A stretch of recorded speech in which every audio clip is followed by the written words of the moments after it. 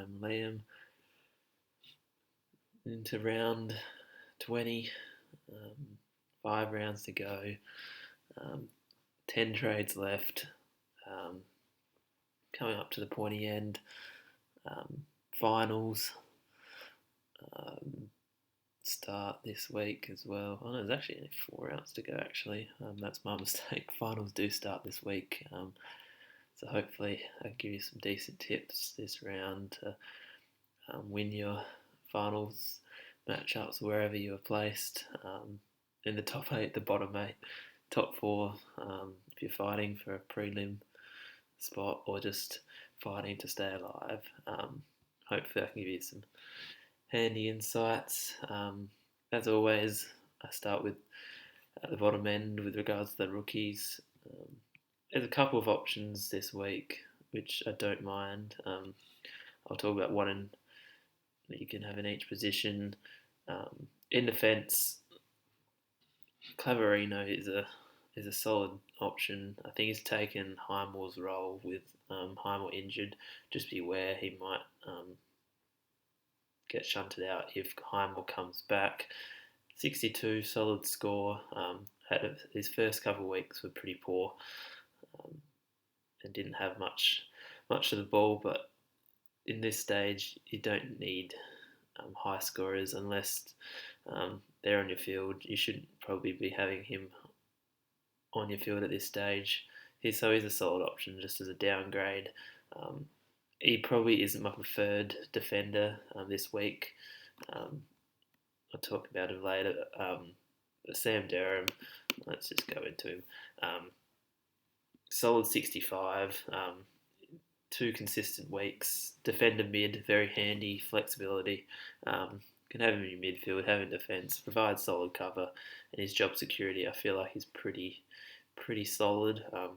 Who knows, gets dropped this week and that statement's completely wrong. But those two, I'll probably put Durham first, Claverino second, and all depending on if they get named this week. I feel like Durham's much more likely. I don't know how long Highmore is out for, but Claverino did a decent job and probably could hold his spot. Forwards, it's a bit slim pickings, but I don't mind the Ginnivan pick. Collingwood should just keep playing their rookies. Mid forward is again handy flexibility to provide cover if ever needed. I don't think he's going to go massive. I think 45 is his average, but if he's going to play, that's all you need at this stage of the year. And mid forward status, very handy because there's a lack of it at this very moment in time. Flexibility is again key. I've talked about it all year, and I'll talk about it again. It's what wins you. Fantasy, I haven't been able to do that this year. I would just, and also luck. Luck is a massive part of this. You can be the best fantasy player in the world and still be 10,000th overall. So those are my options for your rookies. There's a sneaky little pick at 350, which I don't mind. Or two of them actually. Both of them at the Tigers. Their season's pretty much all but over. I don't see him. Even if they finish 8th, I don't see him winning a final. But Matty Parker with Dusty out played a predominant mid role, scored a solid 80.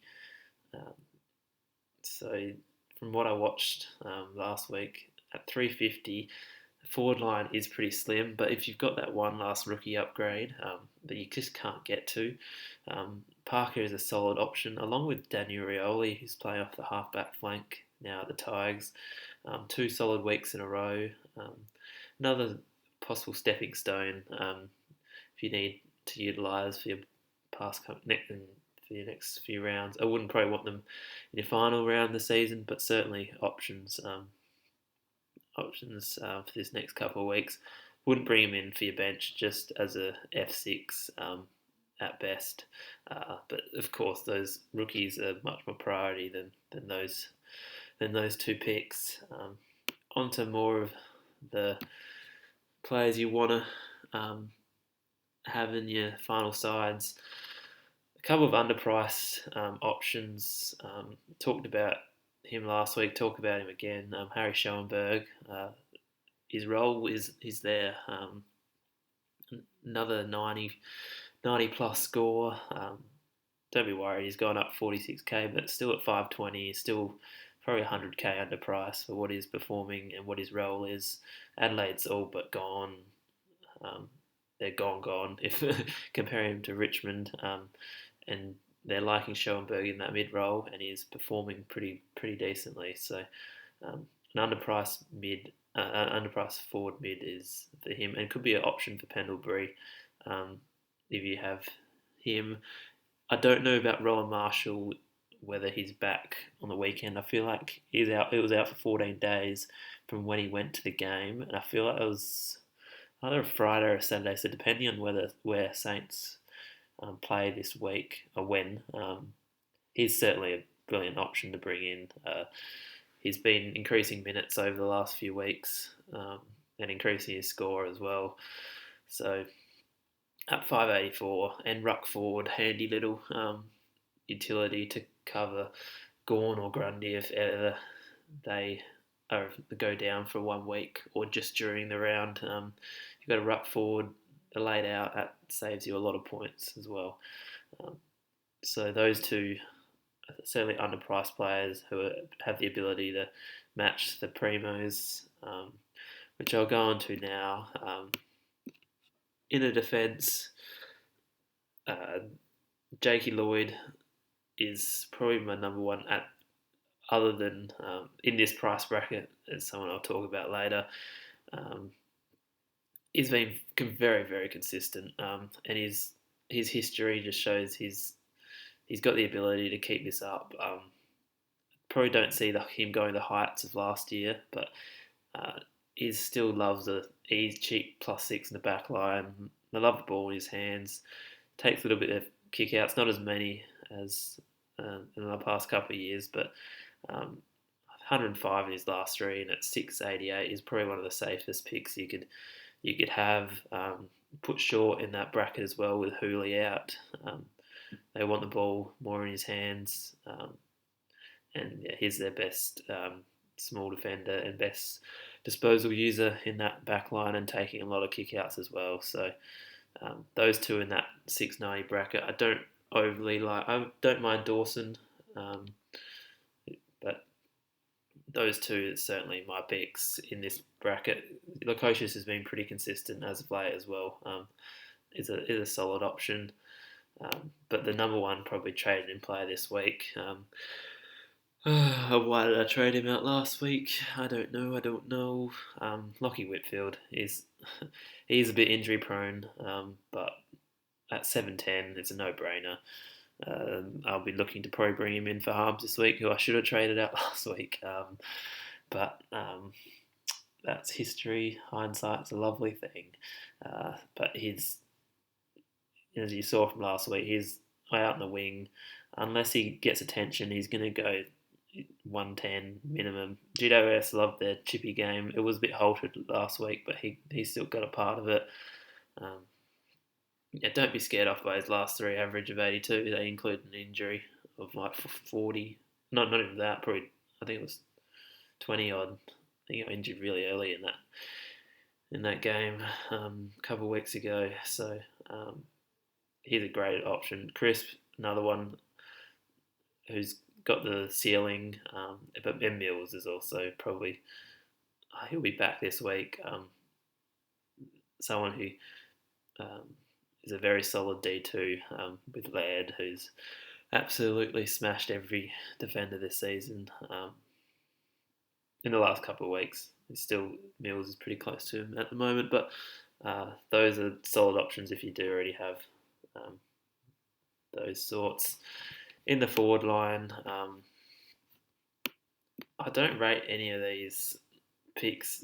I feel like I'd prefer to go to a Marshall or a Schoenberg for Pendlebury. Thomas is out this week with delayed concussion.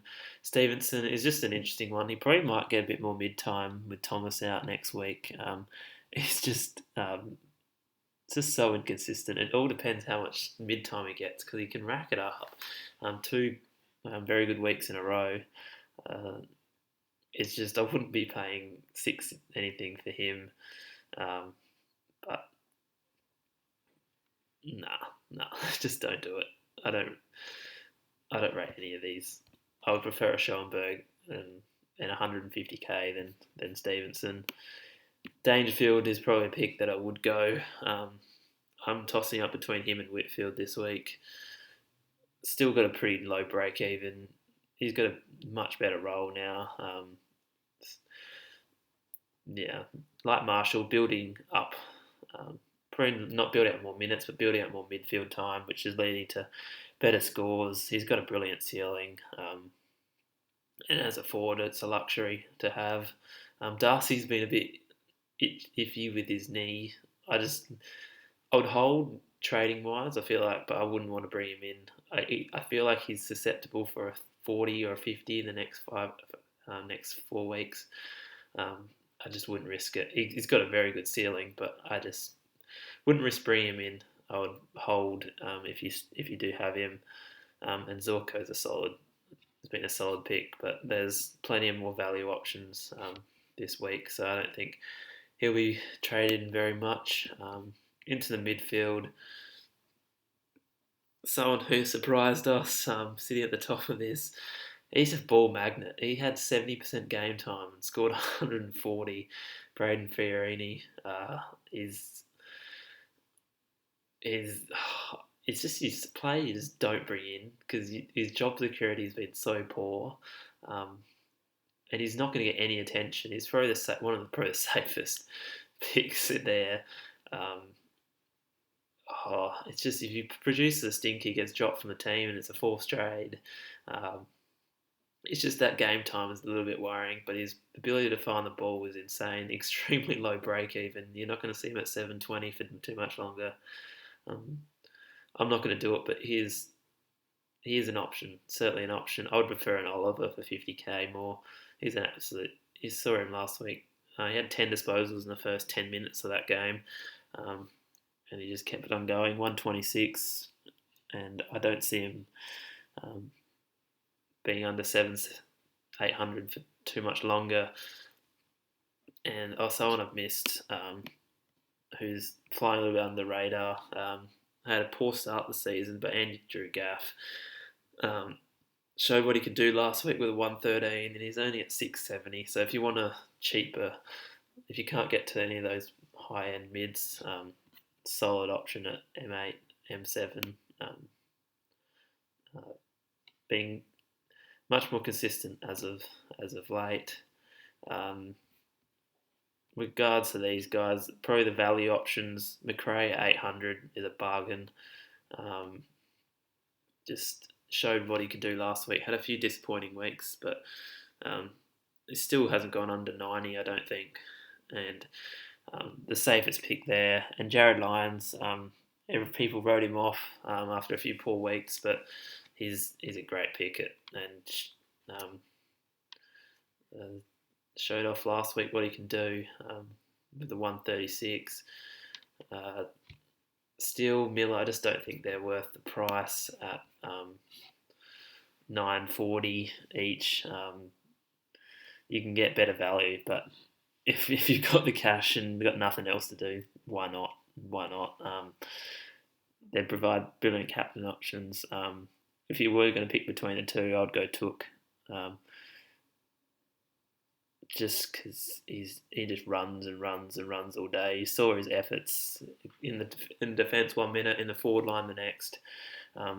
Get chains of points on points. So he's probably the number one midfielder at this very moment, I would say, and as shown by his average, the top average to player this year. And Mitchell's also been pretty consistent. Had a poor last quarter last week, but